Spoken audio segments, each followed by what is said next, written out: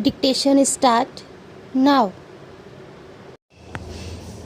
Sir, several questions raised regarding the Defense Ministry and the External Affairs and Irrigation Ministries have been clarified by my colleagues from those ministries.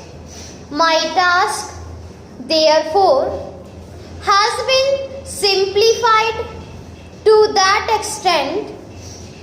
Before I go to the questions, financial and economic, raised by several honorable members, I should like to clarify one or two points which are more administrative than economic or financial. One of them was raised by my honorable friend.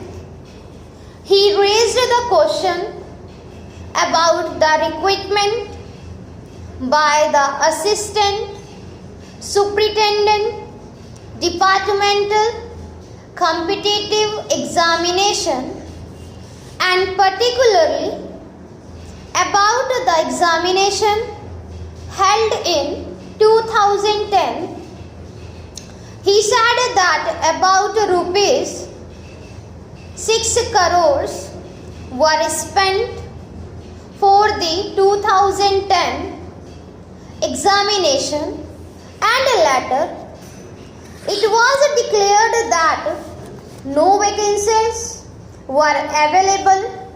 He therefore suggested that a definite procedure should be there and the examination should be held according to the vacancies declared in advance, and all persons who have qualified in that examination should be eligible for promotion or for appointment. Sir, I do not know whether the honorable member knows how these vacancies are filled. He probably refer to the sector officers grade in the Central Secretariat service.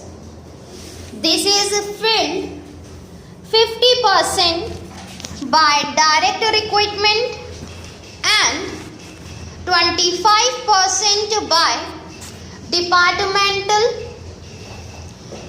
competitive examination open to the assistants, that is the next lower grade, and the rest 25% by promotion of the assistant on the basis of seniority subject to the fitness.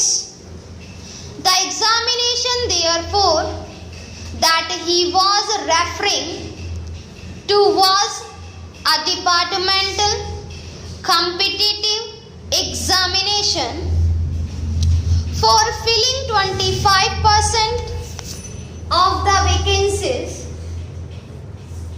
It takes about 1 year for the Union Public Service Commission to declare the results. The examination from the time they take up the question of the examination, it is not therefore possible to declare the number of vacancies to be filled in from the very beginning, to declare them just when the results are out is more realistic, and that is what is done. Sir, if the examination is treated as a qualifying examination, the number of persons who will thus become eligible for appointment will be quite unrelated to the number of vacancies to be filled in, and then the very situation which the honorable members wishes to avoid would arise, it would not then be possible to hold any of the examinations at regular intervals, and promotions against this quota would become very fateful. The honorable member also suggested that the rules for recruitment and promotion, etc., should be uniform for all ministries, whether participating in the Central Secretariat Service scheme or not. It must be, and this is so, except for the Ministry of External Affairs and the Railways.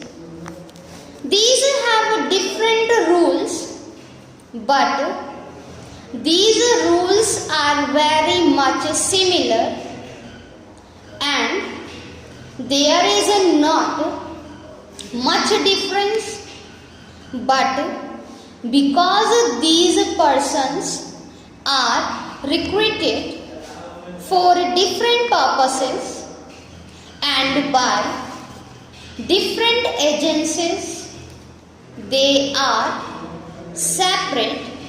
Therefore, his purpose in saying that there should be uniformity is almost carried out. The only difference is that the Ministry of Home Affairs does not control the services in these two ministries. Then, sir, questions were raised about backward areas and the backward states, and also about the city of Kolkata.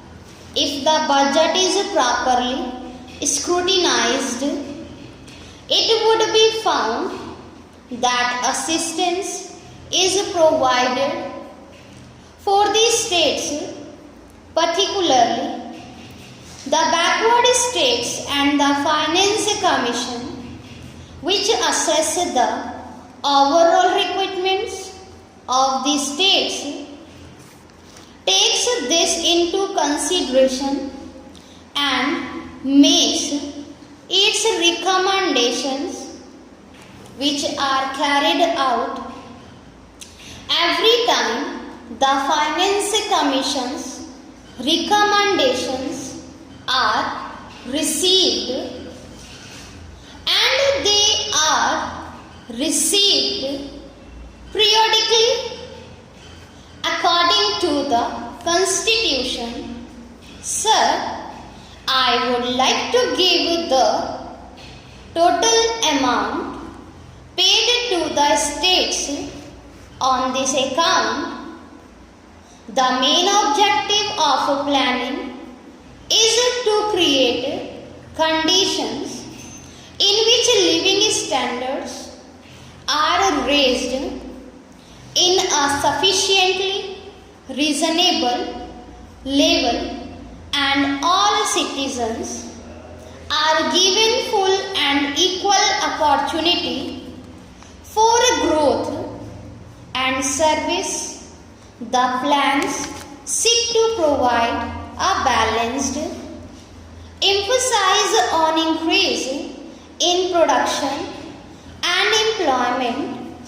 The development plans are thus accepted as the means for ensuring equitable development in the field of social services there is no reason to suppose that the needs of the less fortunate or prosperous states are being neglected, but it would not be proper to expect that all these differences could be wiped out now, immediately. It must be seen whether we are going towards that very end or not.